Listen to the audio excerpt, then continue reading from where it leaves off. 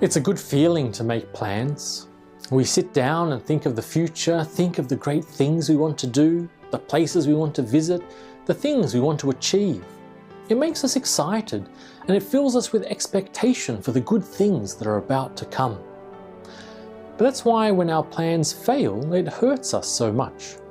The hope and excitement we had disappears, and all we are left with is disappointment. In Isaiah chapter 5, God talks about his own deep sense of disappointment. God had chosen the Israelites because he wanted them to be a blessing to the whole world. His plan was that Israel would work for justice and righteousness, and that they would partner with God to make a positive change in the world.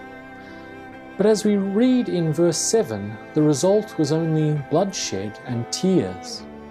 God had hoped for so much with Israel, and in the end, he was so deeply disappointed. Instead of being a blessing to all nations, Isaiah tells us how the Israelites pushed the poor local people out of the country so they could claim the whole land as their own. They feasted and ignored the needs of the poor.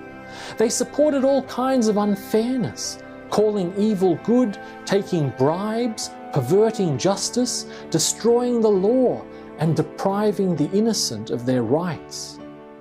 Is that how they cooperate with God? It may be tempting to point a finger at Israel here for all of their failings, but we must not forget that God established the church with the same plan and goal in mind. We in the church are also supposed to work for justice and righteousness, to be a blessing to all nations, and to be salt and light for the world. But are we fulfilling God's plan for us? Isaiah warned Israel that God would destroy them because they decided to choose injustice instead of working for goodness. And the Bible writers wrote this story down because they wanted us to learn from Israel's mistakes.